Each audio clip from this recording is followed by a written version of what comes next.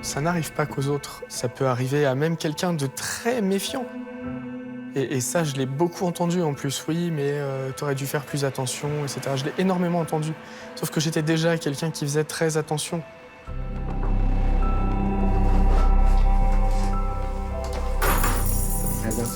En mars 2019, Kevin a 32 ans lorsqu'il fait la connaissance d'un garçon sur une application de rencontre. Un homme qui dit avoir 27 ans, travaille dans un restaurant et qui, comme Kevin, envisage de créer son entreprise. De nombreux points communs qui vont donner envie à Kevin de le rencontrer très rapidement. On discute pendant 3 jours à raison de 8 heures par jour. Où on parle, on fait que ça. On se raconte nos vies, on se raconte nos projets. Je me souviens avoir eu des fous rires avec lui en voyant ses messages ou ce genre de choses. Dans une ambiance vraiment qui laissait absolument rien présager du moins. En général, est-ce que vous vous méfiez de ce type d'échange, de rencontres sur les réseaux sociaux ? Au premier doute, je zappe. Ça a toujours été et voilà.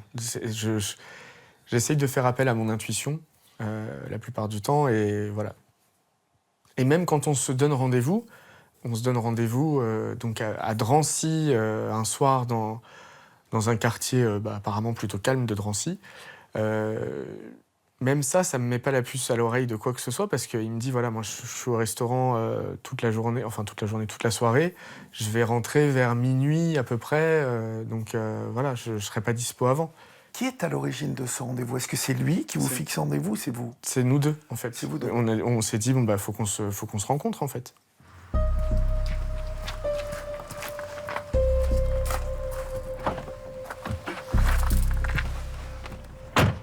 Vous allez donc vous rendre à ce rendez-vous aux alentours de minuit. Vous y allez en voiture, je crois. Hein. Moi, j'y vais en voiture et je suis pressé d'arriver.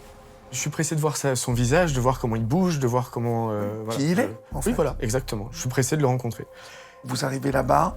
C'est une sorte de petite résidence des années 60, on va dire. Donc plutôt un quartier calme. Ouais, voilà, résidence normale. Je me gare, je sors de ma voiture, et à ce moment-là, j'ai 3 personnes qui se jettent sur moi.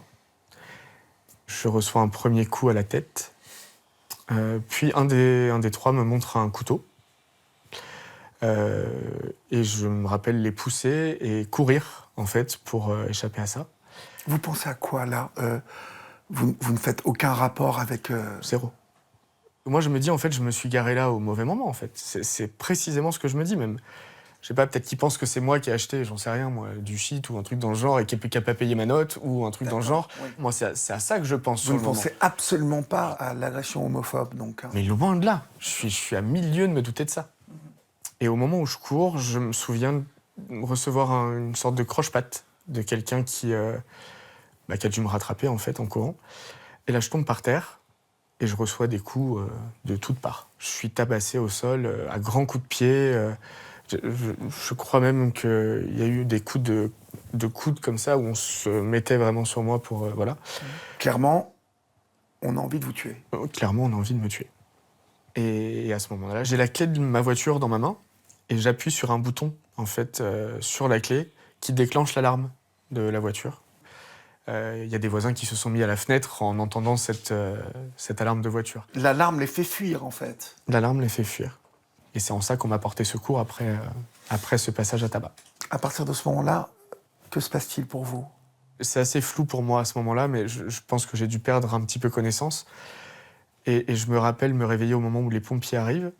Et là, on me dit que je suis en train de me vider de mon sang et que je me suis pris un coup de couteau, en fait. Qui était plutôt bien visé, en plus, puisque j'imagine qu'on visait le cœur à ce moment-là. Et j'arrive à l'hôpital et on m'opère sur le champ.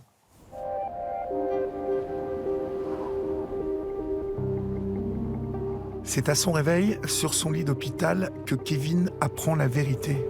Grâce aux caméras de sa voiture, les policiers ont identifié le garçon avec qui il avait rendez-vous comme l'un de ses 3 agresseurs. C'est comme ça que je dis ça, on voulait casser du PD, clairement. Enfin, casser. Casser si j'avais pas pris le coup de couteau. Tuer. Moi, je dirais plus. Kevin, est-ce que vous aviez conscience qu'aujourd'hui en France, être gay peut susciter de mettre en place ce type de piège. J'en ai entendu parler, évidemment, mais on se dit toujours dans ces cas-là que ça n'arrive qu'aux autres, en fait, et que ça va pas nous arriver à nous. J'ai vécu jusqu'à 32 ans sans rien avoir, donc pour moi, ça reste encore quelque chose d'isolé. Et d'ailleurs, après mon agression, j'ai été dans des associations qui sont spécialisées dans ce type d'agression, etc. Et je me suis rendu compte que véritablement, il y avait une recrudescence énorme de ce genre d'agression. Mais sur le moment, j'en avais pas du tout conscience. Non, mais c'est sûr que on n'imagine pas que l'un d'entre eux a tout de même passé plusieurs jours à monter ce piège. Cette complicité, en fait, vous l'avez eue à plusieurs reprises. Oui.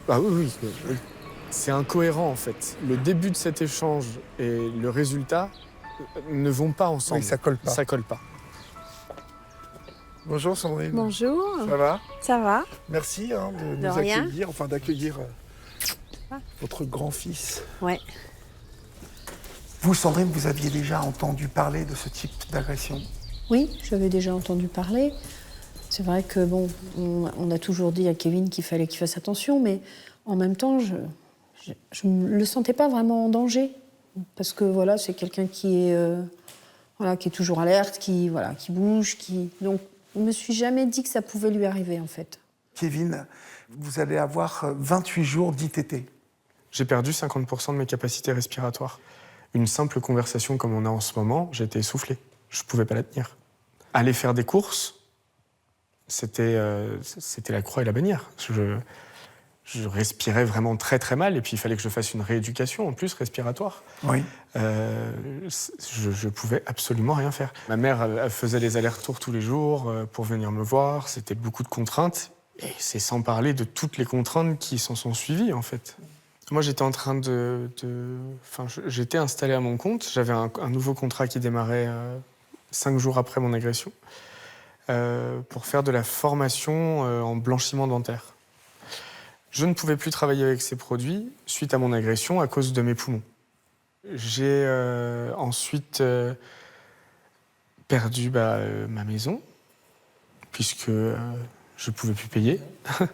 Ça a été une véritable descente aux enfers en très peu de temps en plus, dans les 4 mois qu'on suivit. Clairement, Kevin, si vous n'aviez pas eu votre mère... je me retrouvais à la rue.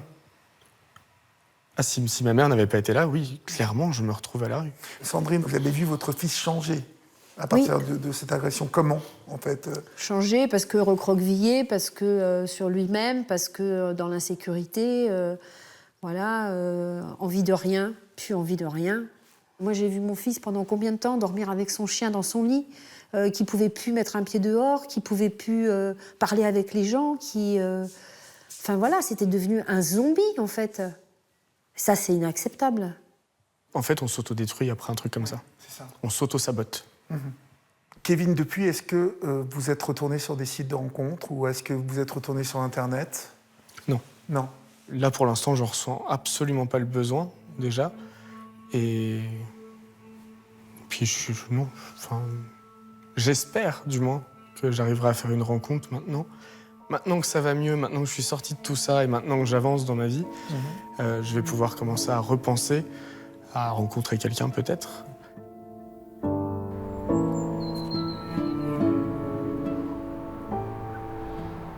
Identifié sur la caméra de sa voiture, puis sur le système de surveillance de la ville de Drancy, les agresseurs de Kevin ont rapidement été arrêtés. Âgés de 14 à 18 ans au moment des faits, ils ont depuis été condamnés pour tentative de meurtre à caractère homophobe à des peines de prison allant de 1 à 3 ans avec sursis.